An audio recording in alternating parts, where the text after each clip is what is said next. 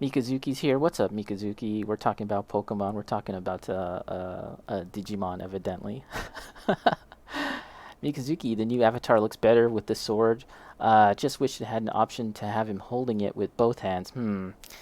Yeah, that would be cool, holding it with both hands. Although, um, if you want that look of like him holding out the bloody hand, then yeah, he can't really be holding it in two hands. If you want that bloody handed look, I guess you could just if you could like do like a thing where like blood is like dripping down the sword instead of his hand or something. That'd be pretty neat.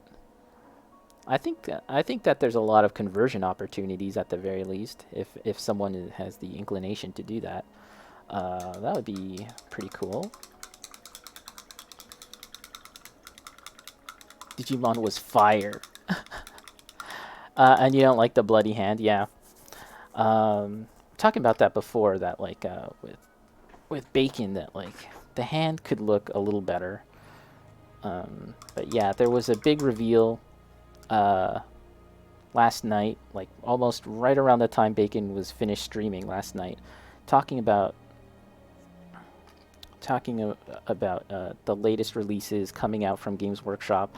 You can almost consider it like a Nintendo Direct, kind of, except for it's for Games Workshop, and it takes place at LVO, which is kind of like the Evo for tabletop games. Not just Games Workshop, but many tabletop games are present at LVO, and they have like a big tournament to decide who's the best at Warhammer, who's the best at playing war dollies, who's the best at playing with toys, with little men. Um, and yeah, so they had to reveal a direct thing showing off new stuff, a lot of Eldar models.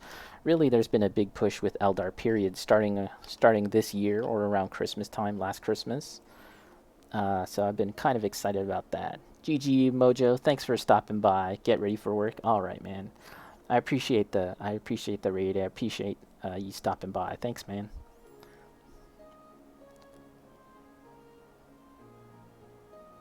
Mikazuki Pokemon had some good designs. Yu-Gi-Oh was also fire. Yeah, that's man. Like all of these card games and stuff. Well, I mostly remember the card games in a way. I feel like they're kind of coming back. There's a really good Yu-Gi-Oh game out now that I downloaded on the Switch. I've played it just a little bit, but I kind of want to play more. It's just a matter of finding the time to do that. But yeah, the reason why I'm kind of explaining about LVO and the Games Workshop directing is that there's people here in the chat that aren't really too familiar with Games Workshop. They're just kind of here because they know me, so they're kind of just supporting me. But yeah, I just wanted to kind of explain that a bit.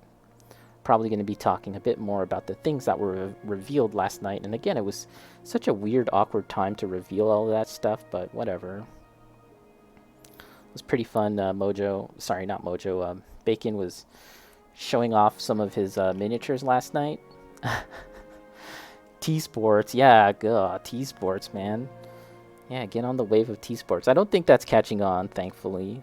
I know that there was like a couple of YouTubers out there that were trying to push it, but I don't think it's catching on. So I should probably refrain from using it, lest that term catches on even more than it already hasn't. Or that doesn't make sense, but yeah, I should probably stop using that phrase. I don't know what they're going to call like competitive tabletop gaming. Uh, in some sense, I almost feel like it shouldn't even exist, but uh, it's inevitable. Things, I mean, there's always been competitive tournaments for Warhammer, for 40K and Games Workshop, and in fact, I've participated in one big tournament, like the Canadian Grand Tournament. I've participated in one, as well as Night Trap. He's a veteran. He's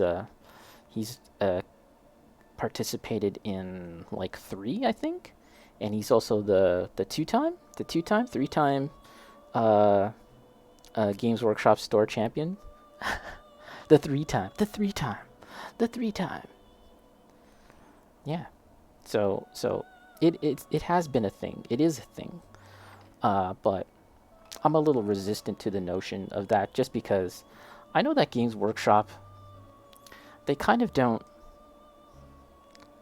they kind of have made an effort to make the game more competitive in a balanced sense, but at the end of the day, I don't think that that's ever really the primary focus on their mind. They're always just kind of like looking out to make like a fun game that you can play with your friends, but not necessarily like a super balanced competitive game. I don't know. That's just me though, and I'm speaking from an outsider as well in terms of like the current landscape of competitive T-sports. T-sports. Uh, yeah. So who knows? Who knows? I could be way off base.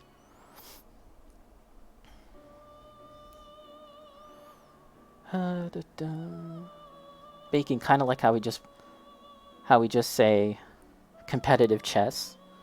Unless there's a specific term for that? Yeah, I don't know if there's a specific term for like competitive chess. Hmm. Yeah, for anyone that's playing Warhammer, that's in it to just win and play games, why don't you just play chess? Why don't you just play competitive chess and get inspired by that Netflix show? What was it? Like the Queen's Gambit? That was a big deal for a while.